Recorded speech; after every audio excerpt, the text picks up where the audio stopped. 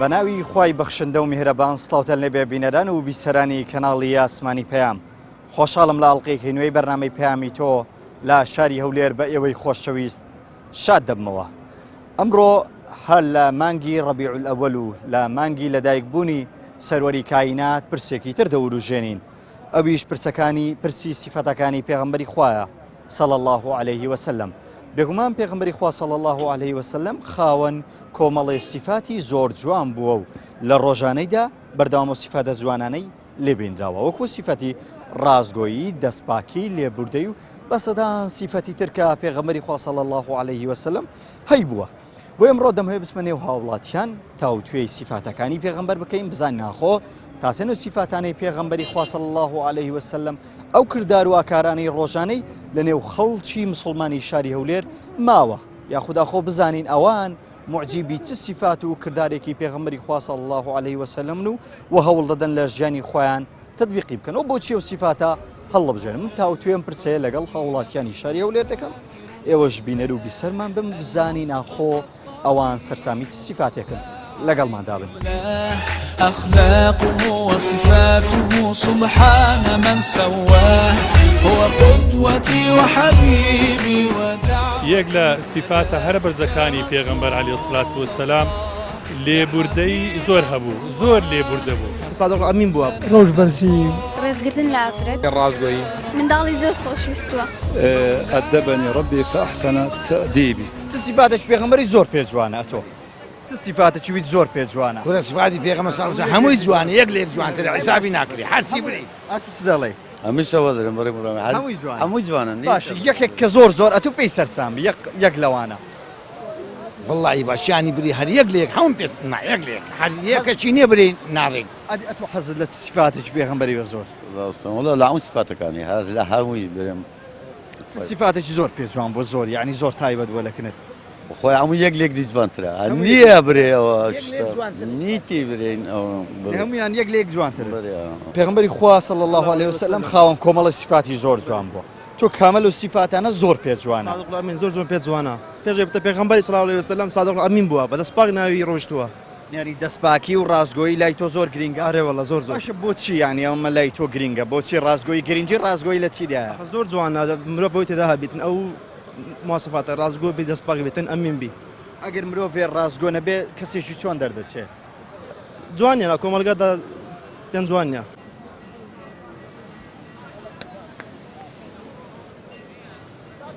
یەک لە سیفاتە هەر بەرزەکانی پێغەمبەر عەلەیهی سڵات وسەلام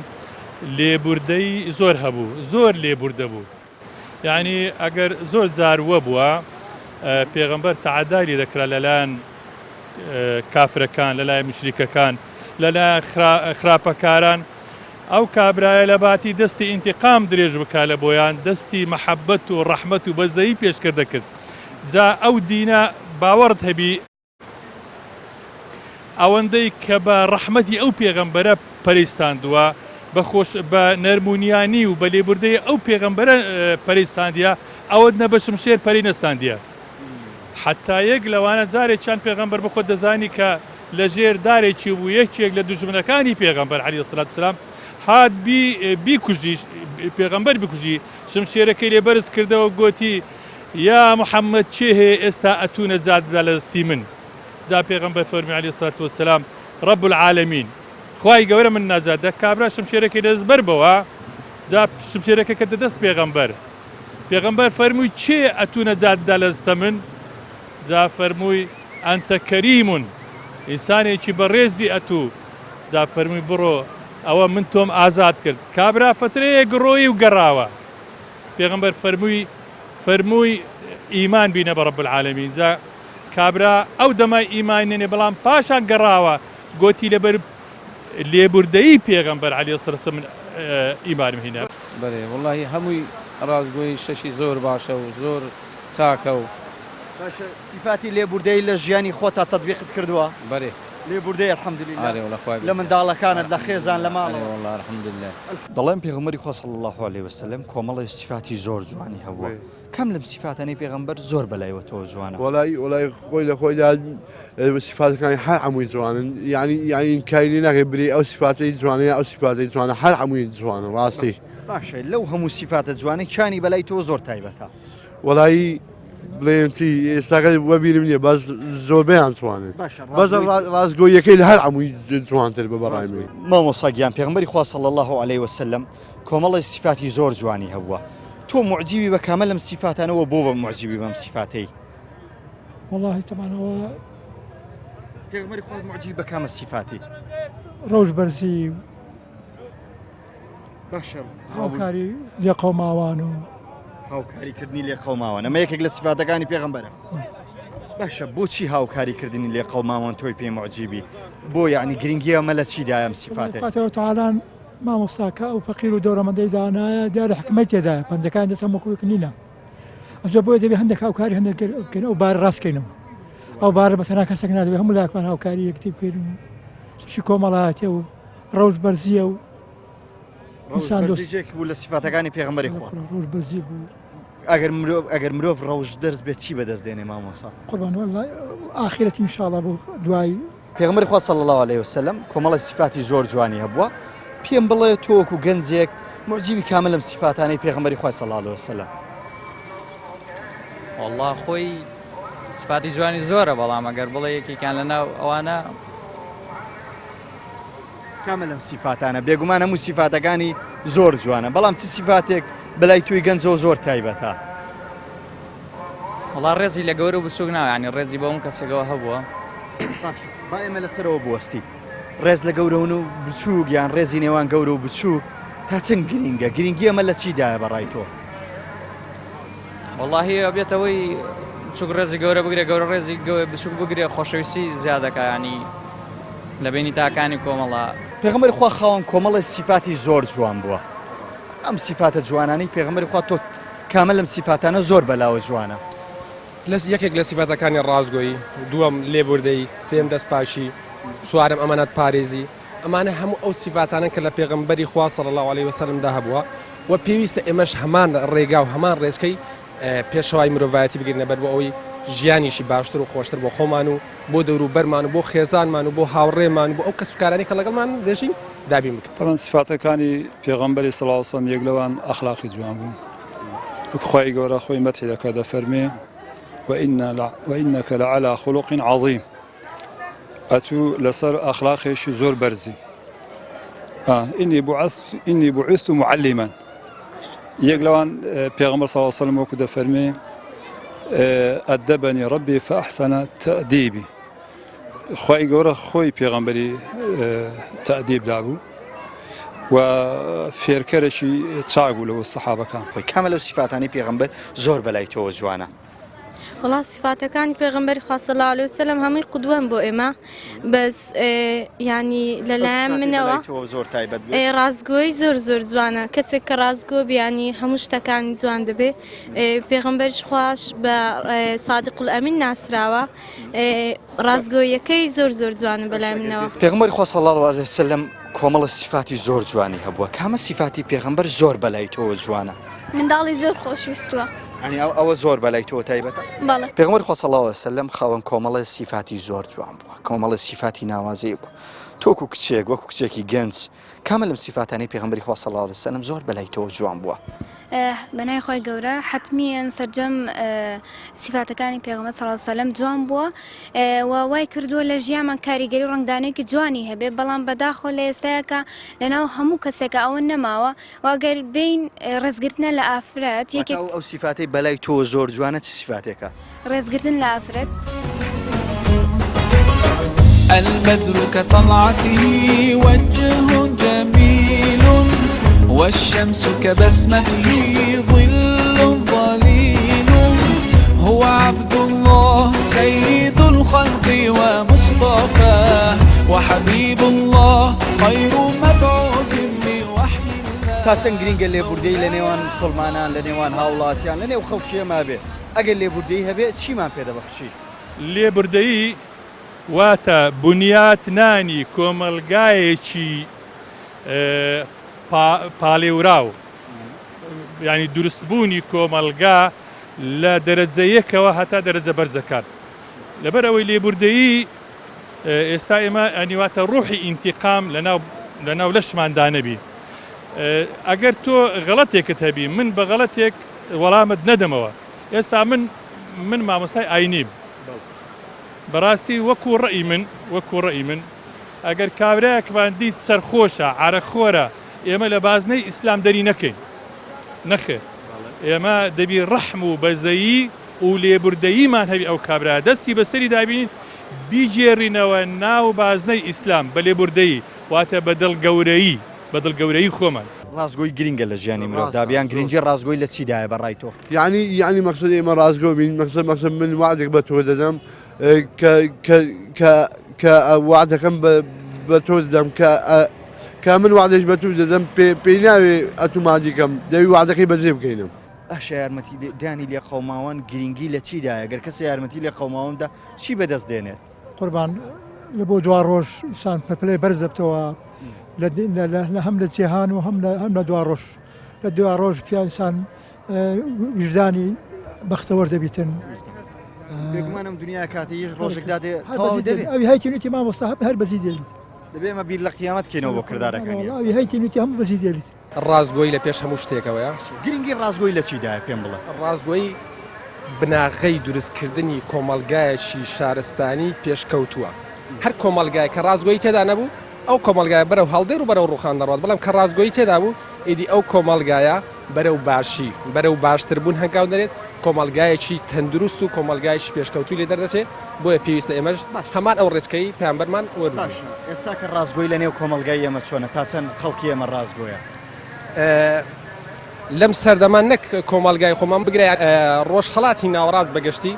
تووشی کێشەی درۆکردن بووە لە بینی دوو کەوانەدا دەنێت خەڵک فێرە درۆکردن بووە پێویستە هەر لە خۆمانم من بە خۆم دابچمەوە تۆ بە خۆت دابچی ئەوی دیکەیان هەموو بە خۆمان دابچینەوە ڕازگۆمین لەگەڵ یەکدی بۆ ئەوەی کارەکان بە باشی ڕای بکەین بۆ ئەوەی زیاتر خزمەتی یەکتر بکەین ئەخلاق بەرزی چ کاریگەریەکی وەسەر کۆمەلگا دەبێ ئەگەر بێت و ئەم ئەخلاق بەرزیە لەناو کۆمەلگادا باو بێ کۆمەلگایەکی چۆن دەبێ کۆمەلگا ئەخلاقی نەبێ ئەڕخێ وەکو دەلێ ئین الأمم أخلاق فإن ذهب ذهب أمت بريتي الأخلاق أخلاقنا ما يعني أمة الروي يعني إنما صفات بلايتو زور تايبة أخلاق وكو خواي قولة فرمي مثل كلمة طيبة كشجرة طيبة أصلها ثابت وفرعها في السماء تؤتي أكلها كل حين بإذن ربها ده فرمي مثال ويني وشي باق وكو دارشي باق وعلا أصل كي ثابتة وفرعكي لآسماني وبردوامج بروبوم أدا أو بروبوما أخلاقها يعني أقر هاتو دارك الرشي دا كتابي أقول له قوبو بيشبه برهمي نبي يعني هيت أو أخلاق برهمها كيها کۆمەلگایەکی چۆن دەبێ ئەگەر کەسەکان هەموو ڕازگۆ بن کۆمەلگاکەمان چۆن دەبێ بێگومان ڕازگۆیی ینی شتێکی وایە ینی مرۆڤ سەرتاپای پێ باش دەبێ ینی دوور دەکەوێتەوە لە هەم کارێکی خراپە ئەگەر کۆمەلگا هەمووی ڕازگۆ بێ ینی خراپەی زۆر کەم لە کۆمەلگا نامینێت ینی بەدەگمەن دەمینێ ئەگەر هەموویمان ڕازگۆ بین بێگومان ئەگەر گەورە ڕێز لە بچووک بگرێ بێگومان بچووکیش ڕێز لە گەورە دەگرێ بۆیە پێویستە گەورەکان وادانن کە منداڵن پێویستناکە ڕێزیان لێ بگیرێ پێویستناکە جیان بۆ بگرێتەوە لە کۆمەلگا پێویستە چۆن گەورە ڕێز لێ دەگرێت پێویستە منداڵش ئاوا ڕێز لێ بگیرێ باش ئەم سیفاتە پێغەمبەری خوا هەی بووە لە ڕۆژانە تەطبیقی کردووە بەردەوام ڕێزی لە بچووک نایە بێگومان وەکو دوونەوەشی هەبوو حەسەن و حوسێن پێغەمبەری خوا نوێژ دەکرد لەسەر پشتیدا دەنیشتن حەسەن و حوسێن ئەو هەڵ نەدەستایەوە هەتاوەکو لەسەر پشتی لا دەکەوتن ئەوەندە ڕێزی لێگرتوون لە کاتی عیبادەتی بێگومان ئەگەر هەبوونی ئەو سیفاتانی کەوێت بە تایبەتی کە ڕز لە ئافرەت بگرێ واکە کە ماڵێک جوانتر بێ واکە کە کێشە لەنەوەن عیلە نەمێنێت بەڵام بەداخۆ لە ئێستاە کە ئەمانە نەما و کاڵ بوونەتەوە بۆیە ئەمەش بۆتە کێشە لەنەوە خێزانەکان مولاي صل وسلم دائما أبدا على حبيبك خير الخلق كلهم مولاي صل وسلم دائما أبدا على حبيبك حەز دەکەی کامیان لە کۆمەلگای ئێمە ئێستا نەمایە یعنی خەڵکی ئێمە ئێستا و سیفاتی جێبەجێ ناکە وەڵانە هەر کەس خۆ ئەوەی خۆی هەر کەس باش کەیفت بە ڕازگۆیی دێ طبعا هەردوو هەر کەسێک ڕازگۆ نەبیتن باش نییە لە ژیانی خۆت قەت هەوڵتدا ینی ڕازگۆی بچەسپێنی لە بەردەستەی بکەیت لە دەوروبەری خۆت لەگەر برادرە دۆستی خۆت والله ئینشاءڵڵا چاوم ڕاستی بووە تا چەند خەڵکی ئێستاکە ڕازگۆ ئەمینم بەڕای تۆ والله ئێستاکە زۆر کەمە لا کۆمەلگەیمە بەڕاستی ڕازگۆی کەمی ئارێ کردووە والله زۆر کەمە ئەمینی چۆنە تا چەند خەڵکی ئەمینی ئەمینی باشە لە کۆمەلگەیمە خاستن لە هەولێر زۆر باشە کۆمەلگە ئەمینی باش. ئارێ والله زۆر ئێستا کە وەکو مامۆسایەک یاینی بێگومان خەڵکێکی زۆر دێتەکەن تو شکایەتی حاڵی خۆی دەکات لێبوردەی لە ئێستادا لە نێو میلەتی ئێمە لە چ حاڵەتێکدا تا چەند خەڵکی ئێمە لێبوردەی و لێبوردەی چۆن دەبینێت لە نێو کایەکانی ژیانی مە لە ئێستادا بە قورعان لێبوردەیی من تەمەشای چاردەورەی خۆم دەکەم تەمەشای ڕوانگەی خۆیەوە دەبینی بڵێ من تەمەشای ئەو هەموو خەڵکەی ناکەم بەڵام من بە چاوەکی زۆر باش تەمەشای خەڵک دەکەم وا دەزانم خەڵکانێک لێبوردەیی زۆریان هەیە لەبەر ئەوەی کە ڕۆحی ئینتقام لە هەموو زمانێکی هەبووە نی پێش پێغەمبەری و هەتا ئێستا و هەر بەردەوامیش دەبی ڕۆحی ئینتقام بەڵام ڕۆحی لێبوردەیی خاستە لە گەنجەکانی ئەوڕۆمان بەڕای من تەمەشای سەریان نەکەین کە سەری خراپ چاک کردیە و یان ینی جلکێکی ئەوانە لەو ڕوانگەمە تەمەشای مسلمان ناکەین ئەمە ئللا دەبی تەمەشای دڵ و دەرونی ئەو خەڵکەی بکەین ئەو خەڵکەش بەڕاستی هەتا حەدێکی زۆر بەرەو خوا دەڕوا بەڵام شەردیش نییە ئللا بە ئاشکرابی شەرتیش نییە ینی ئەتوو خەڵک لە پێش چاوی خەڵکی ئیمان بینی ئەوەی ئەتوو ئێستا لۆی دەبی ئێستا وڵای هەر ئەوها ئێستاوە چیمە لە بۆ ینی شتێکی بکرین لە دوکانەکی کابرا نازانم چ سیمایەکی لەمە دیت زۆر ڕێزی لێگرتم بۆ ئللا دەبی بۆنی بەلاش بن کاکە ئەمن داوای لێبوردن دەکەم ئەو ڕۆحە جوانت هەبی بەرامبەر خەڵکی ئاین و خەرچی مامۆستا ئێمە سوپاسان دەکەین ڕازگۆی لە نێو ئێمەدا ماوە ئێستاکە تا چەند خەڵکی ئێستاکە ڕازگۆنە ئەگە بکەینە سێ بەشێکی ماوە ئەگە بکەینە سێ بەشێکی باشە بۆ ینی بۆ خەڵکی ئێستا ڕازگۆنی هۆکار چێ بەڕای تۆ وەڵی بەڕای من هەر کەسە و تەبیعاتە و هەر کەسە و خۆی بەڕاز دەزانین لەم ڕۆکەدا هەر کەسە خۆی بەڕازگۆ دەزانین لەم ڕۆکەدا کەسیش ڕازگۆنیە کەسی مامۆستا تا لە ئێستادا ئەم یارمەتیدانی هەژاران و یارمەتیدانی لێ قەوماوە لەو کۆمەلگای ئێمە چۆنە تا چەند لێ ڕازی الحەمدوللا سوپاس بۆ خوا ماوێتی هێشتا هێشتا ماوە پێویستە باشتر بێت و زیاتر ئینشاڵڵا وەتاوەتی بۆ ڕۆژ ئاوایی زۆر ئەوانە بەڕات شەپرزەنە یارمەتیدانیان ئەرکمانە ئێستاکەوە نیە لەم سەردەمایە بڵێن سەردەمەکە بەخۆی دیارە ڕێزالە زۆرەوەتی ڕێزی گەورە بچووکنەوە لە نێو کۆمەلگای ئێمە ئێستاکە ئەخلاق لە چ ئاستێکدایە ئەو سیفاتی پێغەمبەری خوا تا چەند کاردانەوەی بەسەر هەڵس و کەوتی ئینسان و مرۆڤەکانی و سەردەمەدا هەیە ئەخلاق لە کۆمەلگای ئێمەدا بەرەو نزماتیە بەرەو ڕوخانە ینی ئەویش دەسەڵات ینی بەرەو ئەو وەزعی بردێت چکە پێشی ئەوانە بوو پێشی ئەوانە ینی ئەخلاق ینی خەڵک ئێستاکە کە باسیەوەی دەکرێت کە فلان کەس داشی وای لێ کرا فلان کەس بابی خۆی کوشت فلان کەس خوشی وای لێ کرد و زینا لەگە فلانی و فلان هەم لەگە مەحاریمەکانی خۆ چێ ئەو خەڵکی فێر کرد هەمووی ئەوانەی ئێستا هاتوون تەبان ئەو ئەخلاقیان بەرەو ئەو شتە ئەبن بەس الحەمدوللا کوردستان خەڵکەشی باشی تێدایە و خەڵکەشی چاش تێدایە مامۆستای باش تێدانەوە یعنی مەلەتی کورد هەر بەنسبەت باشیش ینی ئێستا ڕازگۆی لە نێو کۆمەلگای ئێمە چۆنە و ڕازگۆی لە چ ئاستێکدا تا چەند خەڵکی ئێمە ڕازگۆیە وڵا ئەوانی شوێن سنەتی پێغەمبەر دەکەون سەڵڵا عەلەیهی وسەلەم تا ڕادەیەکی زۆر زۆر باشن بەس ئەوەی تری ئەوەی لەسەر سنەت ناڕوا بەداخە پێم بڵێ ئێستا کە تا چەند لە هاوڵاتیانی ئێستا ڕازی تا چەند ئەم سیفاتی پێغەمبەری خوا کاردانەوەی هەیە لە نێو ئێمە و خەڵکدا تا چەند خەڵک ئێستا کە ڕێز لە بچووک و گەورە دەگرێت وڵاهی بەڕێژەیە کەم ڕێزی لێ دەگرن ئەنی کەم بۆ تۆ ئەمە بێگومان هۆکارەکەی چیە بەڕای تۆ وڵاهی هۆکارەکە ئەوەیە کە ڕێزگرتن نەماوە لەلایەن خەڵک دوورکەوتنەوە لە دین و لەمانە بۆ تە هۆکارێک لەمە بەڵێ ئێستا کە چۆنە بینی ئێستا کە ڕێز لە نێوان گەورە و بچووکە ڕێز لە بین نێوان ئافرەتەکانە ڕێزگرتن ئافرەت و پیا و ڕێزگرتنەکان چۆنە لێ کۆمەلگای ئێمە ئێستا لە چه ئاستێکدا هەتا حدێک ماوە بەڵام زۆر زۆر کەم بۆتەوە کاڵ بۆتەوە بەداخەوە و ئەگەر بێت و کار بە و شتانە بکەین کە پێغەمبەر صلی الله علیه و سلم لە ژیانی خۆی تەطبیقی کردووە و کە ژیانمان جوانتر بێ و خۆشبەخت بین لە ژیان بەڵێ بینەران و بیسەرانی خۆشەویست ئەوی بیستانە و بینیتان ڕاو سەرنجی هاوڵاتیانی شاری هەولێر بوو کە هەر یەکێکیان باسییان لە سیفاتێکی پێغەمبەری خوا صلی الله علیه و سلم دەکرد و هەیان بوو باسی سیفاتی ڕازگۆیی دەکرد و هەیانیش بوو باسی لێبوردەیی دەکرد و هەر یەکێکیان بە سیفاتێکی پێغەمبەری خوا صلی الله عليه وسلم سەرسام بوو و ئەوەی کە زۆر باز دەکرێت سیفاتی ئەمانەت پارێزی و صدق واتە ڕازگۆیی کە زۆر جەختیان لەسەر دەکردەوە زۆر بە گرنگیان دەزانی لە کۆمەڵگەی ئێمە. ئەڵقەی جارێ بەرنامەی پەیامی تۆم پێشکەشکردن بەو هیوایە و سیفاتانی پێغەمبەری خوا صلی الله عليه وسلم زیاتر لە نێوێمە ڕەنگ بدات و زیاتر پەرە بسەنێت.